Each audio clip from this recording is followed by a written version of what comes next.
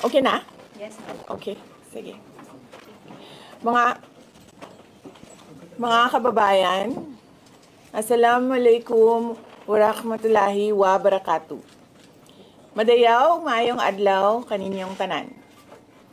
Magandang araw sa inyong lahat. Sa mga nakaraang araw, marami ang humihingi ng reaksyon, komento, o damdamin. Okay na? Yes, ma'am. Damdamin ko. Sa issue ng impeachment na naihain laban sa akin. O damdamin. Okay na? Sa kabila ng aking mga naging pahayag na ukol sa planong impeachment sa mga nakaraan na buwan. Ang tanging masasabi ko na lamang sa puntong ito ay God save the Philippines. Ang tanging bukod dito, nais ko na lang ipaabot ang aking taus-pusong pasasalamat sa mga kababayan the Philippines na patuloy na nagdarasal, sumusuporta, wala, at patuloy na nagmamahal sa atin. Manalig kayo dahil sa taong bayan, wala, at patuloy na nagmamahal sa atin. Manalig kayo, I know, right? Sa taong bayan, Braille. Questions, no follow-up. Okay. I know, right? Braille. Ayaw mo na. Questions, no follow-up. Okay. Oo. Braille. Ayaw mo na.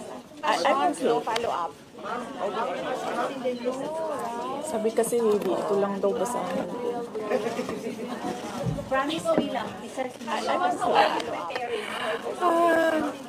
We've already started preparing the moment Franz Castro announced the impeachment plans, which was November of 2023.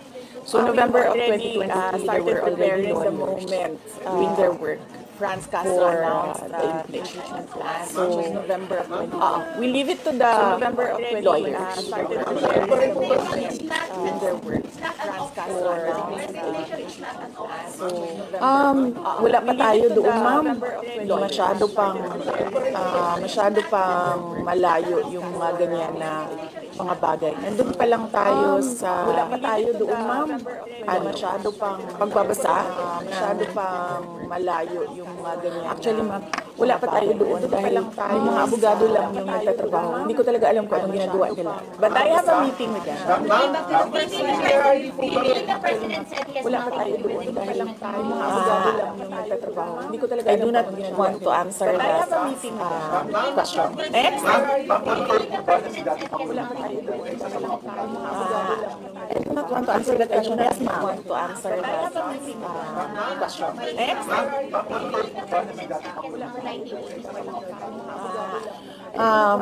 not want to answer that question.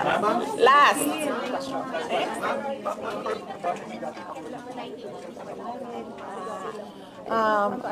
Paniwala ko lang, no, if you have to explain or defend your signature in a yes petition for impeachment, then you feel that you have done something wrong. Kasi kung wala ka namang ginawang mali, bakit mo i-defend yung pirma mo? So yun yung paniwala ko. Okay. Ma'am, naniniwala po ba kayo na may gumalaw po for the impeachment? May gumalaw po na parang money involved? I do not want to answer that question. Yes. Ma'am, will you be endorsing senators, lalo na po sa PDP slates, especially that may possibility na mag-overlap yung trial sa next Congress? Hindi pa namin napapag-usapan kung ano yung gagawin ko.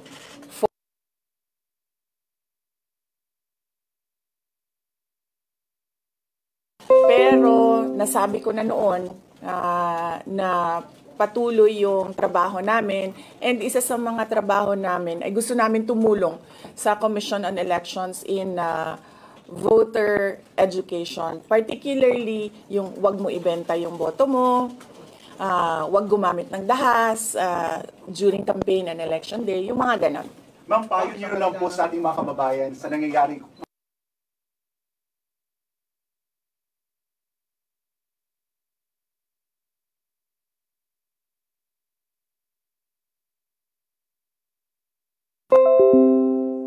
Pakahalaga nun ay manalig lang sila dahil sa taong bayan ang tagumpay. Bibing, anong nag-blooming daw patapos na mo yan?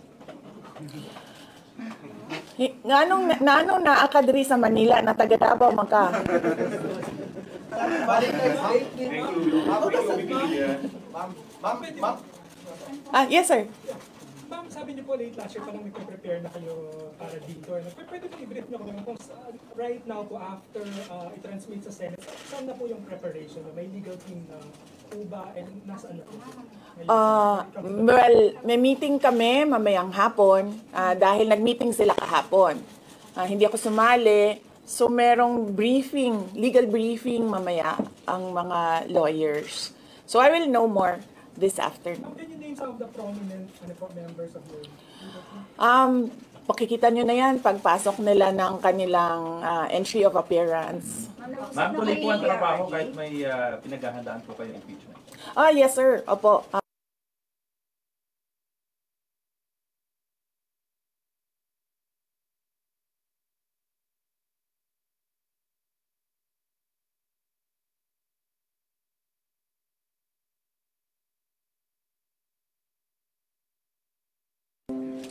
Yes, nag-announce na kami no na wala kaming wala kaming burial and medical assistance dahil tinanggal yung line na yon sa budget so hindi ka na pwede maglagay ng budget How doon. about the other programs, ma'am? So kailangan malaman yung surveys and numbers sa next year pa yun. Oo. Ma'am, pero ma'am, sa tingin niyo ba, ma'am? Sir, nagtanong ka na? Sir, yes sir. What are you concerned na yung possible consequence that you can be disqualified from public office kung magkaroon na ng conviction? Yes sir, oo. Alam ko po yung penalties ng impeachment and the moment na nag-resign ako sa Department of Education, before ako nag-resign sa Department of Education, pinag-isipan ko na lahat yan. Ma'am, sa ngayon ba masasabi ninyo na lalo pa kayong nainganyo na ituloy ang pagtakbo sa 2020 presidential election? Nasagot ko na ata yung kanina sa question ni Sir na nakaitim. Ma'am, number one in the articles of impeachment was your assassination threat to the president. Do you regret making that statement last week? I did not make an assassination threat to the president. Sila lang nagsasabi niyan. Sila lang nagsasabi may assassination, sila nagsasabi may assassin, may gunman. Vice, Not say that. Vice, last time, tinanong ko kayo if confident kayo sa numbers ng House and sabi nyo, hindi kayo confident. And nagkatotoo nga. Ngayon sa Senate, you said na parang meron kayong confidence sa mga senador. So, ngayon, how do you feel about that? Do you still feel confident with the numbers in the Senate? Sandali, Mama. Kailan ko sinabi yun may confidence ako sa numbers sa Senate? Ano exact na sinabi ko? Sorry I cannot remember the exact words that I used. Parang medyo confident kayo with regards sa Senate, sa mga friends and allies nyo. Unlikely ako magsasabi ng ganyan ba? Pero I need the... I will answer that next Pero how time. do you feel now sa Senate? Supposedly received nila yung impeachment complaint the other day, pero nag-close sila kagad because of the last session. Well, that is their prerogative as a body, no? So, we have to respect the Senate kung ano yung desisyon nila.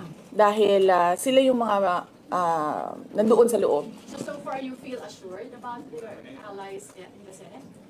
We haven't talked. I have not talked to my friends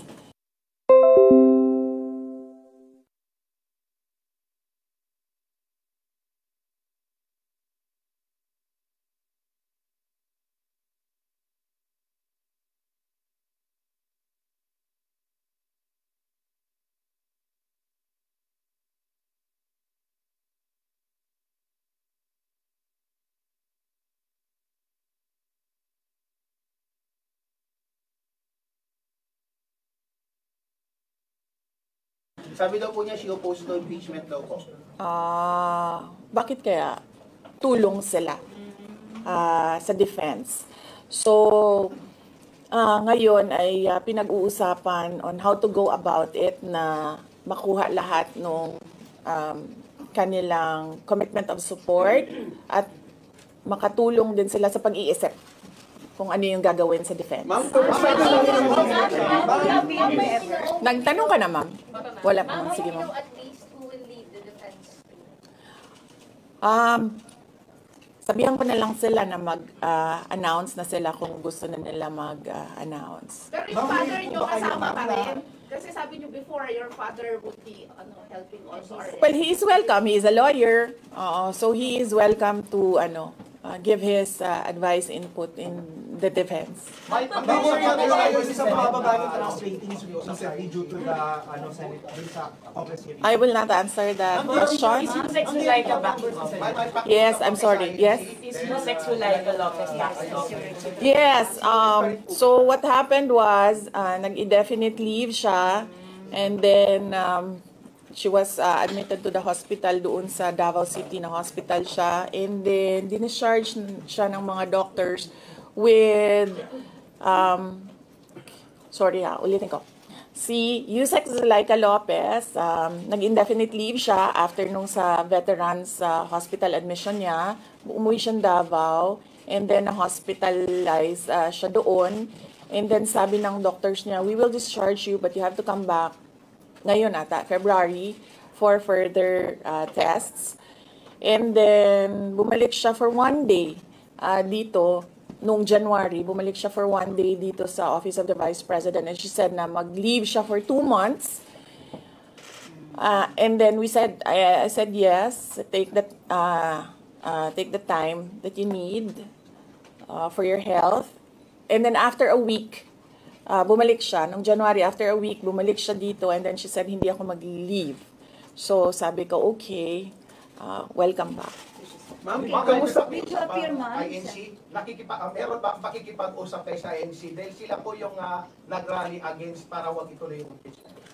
Hindi pa po kami nagkausap ng INC, sir. Pero nagpapasalamat po ako sa INC at sa buong sambayanan sa kanilang pananawagan ng kapayapaan. Ma'am, kamusta po ang staff ng numbers in Senate? Nagtanong ka na, sir. Dapat, sir. You think you have the numbers in the Senate to be acquitted? Hindi ko masabi yan ngayon, sir. Wala pa kami dyan. Ma'am, Nagtanong ka na, ma'am. Wala pa. Ma'am, would you consider former President Duterte to be your lead defense? He will, maybe if he wants to, he can be part of the defense team. But because of his age, and because of rigorous preparations in an impeachment case, baka sabihin ko sa kanya na wag na lang siyang mag-lead dahil medyo may edad na si former President Rodrigo Duterte. He's already 80 years old this year. Ma'am, kamusta po ang staff ng OVP after they heard about the impeachment po, ma'am? Ano po naramdaman po nila na when you were impeached by the House? Ano po naramdaman ng staff ng OVP in general? Are they sad? Are they worried po ba, ma'am? Hindi ko alam nila na pinagtatawanan lang nila ako dito sa gilid kasi hindi daw ako sumunod. Sabi, basahin lang daw talaga ito. Ma'am, you will appeal sa impeachment court, ma'am, if ever. Ha? You appeal sa Okay. Kung pwede namang hindi, and I understand, pwede naman. Hindi na. Oo. Kasi baka ma-intimidate lang sila lahat sa presence ko doon. May mga plano po ba kayo para itulak ang pag-audit, lalo na po sa mga kongresista natin na ginagamit ang pera o pondo ng gobyerno para subject propaganda against you?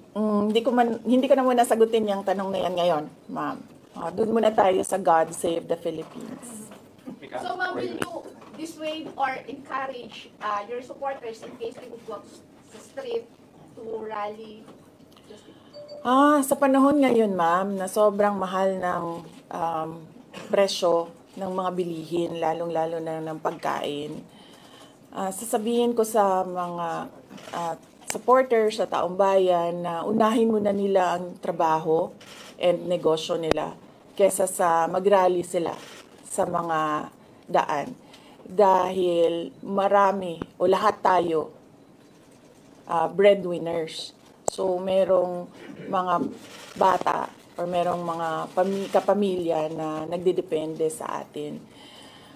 At tayo naman ang social media capital ng buong mundo. Kung gusto talaga nilang magsalita at tumulong, doon na lang sila sa social media kung saan nakakatrabaho pa rin sila. Pero nagagawa nila kung ano yung nararamdaman nila na gusto nilang gawin.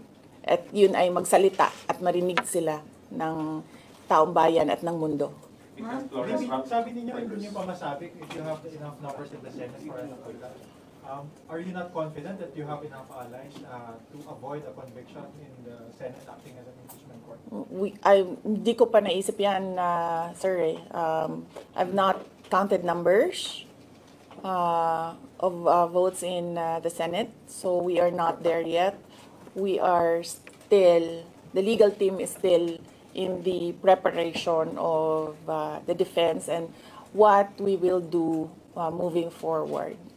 Ma'am, do you feel betrayed? Maraming mga congressmen from Mindanao voted yes. 70%. Sorry for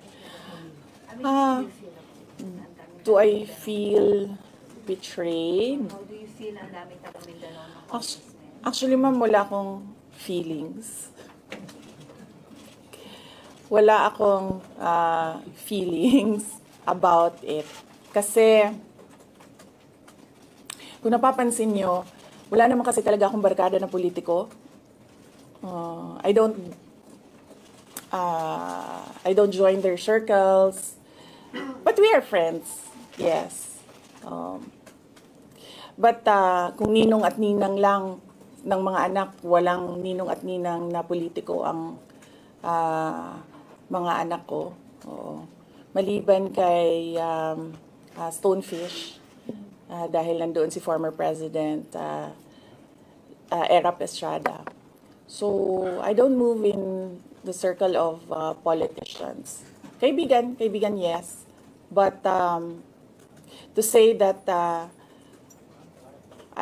meron akong close relationship, personal relationship with them, wala naman. Kaya siguro, ganyan din siguro kadali sa kanila ang magdesisyon about the impeachment. Kasi wala naman talagang something that is worthwhile sa aming pagiging magkaibigan. Ma'am, last on impeachment, nagkaroon po ba kayo ng prior information na may impeach kayo sa House on their last session day? Or may nag-PM ba sa inyo? Naka-receive po ba kayo or may nag-tip sa inyo? Yes. Oo. Si JC. Si JC. Hindi siya natulog. Sabi ko sa kanya, matulog ka na, JC, kasi ang mangyayari ay mangyayari kaya sera-sera. Diba? Ma'am, comment nyo lang po, ma'am. Alam ko matagal na ito, but the QC Prosecutor's Office ibinasura yung patong-patong na kaso against you. Yes. What was your initial reaction about that? And second po, any updates sa security details natin, ma'am? Tuloy po ba yung pag-hire po natin ng private security? Hindi ko nasasagutin yan, ha? Dun lang tayo sa God Save the Philippines. Okay. Ma'am, okay. Last na lang po ma'am on my end. Ma'am, you said God save the Philippines. Gaano na po kalala ang problema ng Pilipinas ever since na nagkaroon ng issue na ito? Nagkaroon ng issue sa impeachment na ito? Parang, ano po yung nakikita yung problem sa Philippines ngayon at bakit nila inuna itong impeachment na ito? Gaano kalala ang Pilipinas na pag-iwanan na tayo ng panahon at ng ating mga kapitbahay dito sa region at napag-iwanan na tayo ng mundo. Malala siya since na nagkaroon ako ng understanding. Kasi 1990s, tapos 1990s, magulo. Well, sa amin, magulo, sa Mindanao. And then, ngayon, nagbabadya ang gulo sa Mindanao. So, parang wala namang nagbago. So, malala sobrang malala dahil kung nakakausap mo yung mga tao na arawan yung kanilang sweldo, yung pera nila hindi na talaga sapat para sa pagkain, para sa kuryente, para sa bahay, para sa tubig, para sa pag-aaral ng kanilang mga anak. At kung basehan natin yung pag-alis ng mga Pilipino sa sarili nilang bansa ay sobrang malala dahil sobrang dami ng ating mga kababayan ang pumupunta, nakikipagsapalaran sa ibang bansa dahil wala silang makita na pag-asa, wala silang makita na oportunidad dito sa ating bayan. Kaya parang nakakaawa na tayo dito sa loob at nakakahiya yung estado natin kapag iniligay mo siya in a global stage na kung saan pinapanood tayo ng ibang mga lahi at ibang mga bansa. And because of that, ma'am, And because of that, tapos na tayo. you will run for presidency because of that. Diba? Maraming salamat sa oras ninyo. Magandang umaga. Happy Valentine's! Happy Valentine's, ma'am. Valentine's message na lang. Yes, yes. Happy Valentine's. Oh, basing on the